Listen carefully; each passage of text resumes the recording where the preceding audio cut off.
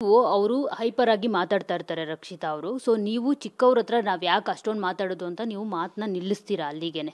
So ಆದರೆ ಅದೇ ರೀತಿ ವರ್ತನೆ ಅಶ್ವಿನಿ ಅವರು ತೋರ್ಬೇಕಾಗಿತ್ತು ಅಂತ ಅನ್ಸುತ್ತೆ. ಸೊ ಚಿಕ್ಕವ್ರ ಹತ್ರ ಅಫ್ಕೋರ್ಸ್ ಚಿಕ್ಕವರಿಗೆ ಈಗ ಜಂಜಿ ಕಿಡ್ಸ್ಗೆ ಗೌರವ ಕೊಡಬೇಕಾ ಕೊಡಬಾರ್ದ ಏನೂ ಗೊತ್ತಾಗೋದಿಲ್ಲ.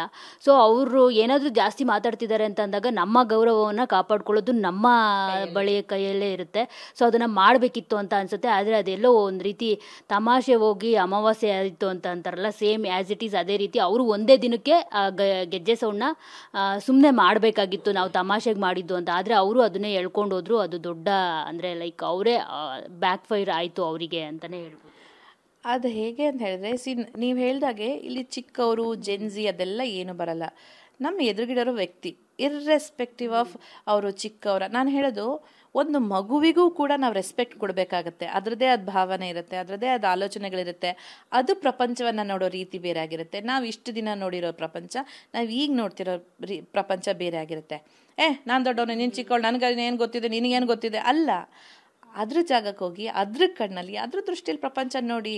ನಾವು ಇಷ್ಟು ತಿಳ್ಕೊಂಡು ಇಷ್ಟು ವಯಸ್ಸಾಗಿ ಅದನ್ನು ಮಾಡೋಕ್ಕಾಗಲಿಲ್ಲ ಅಂದರೆ ಅವಮಾನ ಅಲ್ವಾ ನಮಗೆ.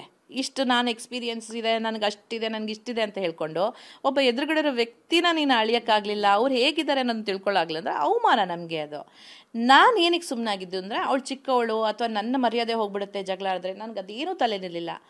ಆ ಒಂದು ಆ್ಯಕ್ಟಿಂದ ಆ ಹುಡುಗಿ ಬೆಚ್ಚಿ ಬಿದ್ದುಬಿಡ್ತಲ್ಲ, ನಂಗೆ ಅದು ತುಂಬ ಬೇಜಾರಾಗೋಯ್ತು. ಎಂಥ ಕೆಲಸ ಮಾಡಿಬಿಟ್ಟೆ ನಾನು.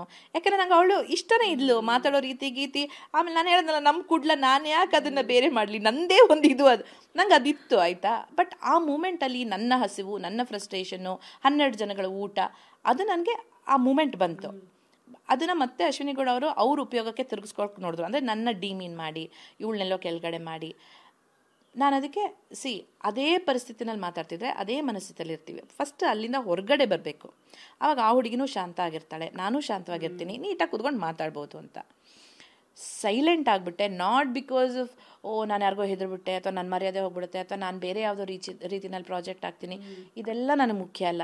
ನನ್ನ ಕಣ್ಗಳಲ್ಲಿ ನಾನು ಬೀಳಬಾರ್ದು ಫಸ್ಟ್ ಅಲ್ವಾ. At the end of the day ಕನ್ನಡಿ ನಾನೇನೋ ಮೇಕಪ್ ತೆಗೆಯುವಾಗ ಹಿಂಗೆ ನೋಡಿದಾಗ, ಹೌದು ಮಂಜು ಇವತ್ತು ಒಳ್ಳೆಯವಳಾಗಿದ್ದೆ, ಸರಿಯಾದ ಕೆಲಸ ಮಾಡಿದ್ದೆ ಅಂತ ನಂಗೆ ಏನು ಮಾಡಿದೆ ಅಂತ ಕನ್ನಡಿ ನನಗೆ ಬೈಯಂಗಾದರೆ ನನಗೆ ಅಸಹ್ಯ ಆಗಿಬಿಡುತ್ತೆ. ನಾನು ಅದೇ ರೀತಿ ಪ್ರತಿದಿನ ಇವತ್ತಿಗೂ ಮಾಡ್ಕೊಂಬಂದಿರೋಳು. ಇಡೀ ದಿನ ನಾನು ಏನು ಮಾಡಿದ್ದೀನಿ, ಸರಿ ಮಾಡಿದ್ದೀನ, ತಪ್ಪ ಮಾಡಿದ್ದೀನ, ಎಲ್ಲಿ ತಿದ್ಕೋಬೇಕು, ಏನು ಮಾಡಬೇಕು ಅದೆಲ್ಲ ಯೋಚನೆ ಮಾಡ್ಕೊಂಬಂದವಳು. ಒಂದು 10 ನಿಮಿಷ ಆದಮೇಲೆ ಅಭಿ ಮತ್ತು ಆಶ್ ನಮ್ಮ ಜೊತೆ ಇನ್ನೊಬ್ಬರು ಜಂಟಿಗಳಾಗಿದ್ರಲ್ಲ, ಅವ್ರು ಬಂದು ಕೇಳಿದ್ರು, ಮಂಜುಮ್ಮ ನೀವು ಮಾಡಿದ್ದು ಸರಿ ಅನ್ನಿಸ್ತಾ ನಿಮಗೆ? ಅವ್ರು ಇರಲಿಲ್ಲ ಆ ಜಾಗದಲ್ಲಿ. ಅವ್ರು ಹಂಗೆ ಮಾಡಿದ್ರಂತೆ, ಹಿಂಗೆ ಮಾಡಿದ್ರಂತೆ, ಎಣ್ಣೆ ಎರಚಿದ್ರಂತೆ, ಅದು ಎರಚಿದ್ರಂತೆ ಕೇಳಿದ್ರು. ಮಂಜುಮ್ಮ ನೀವು ಸರಿ ಮಾಡಿದ್ರ? ನಾನು ಹೇಳಿದೆ ಇಲ್ಲ, ನಾನು ಮಾಡಿದ್ದು ಸರಿ ಅಲ್ಲ ಅಂತ ನನಗೆ ಅನಿಸ್ತಿದೆ. ನಾನು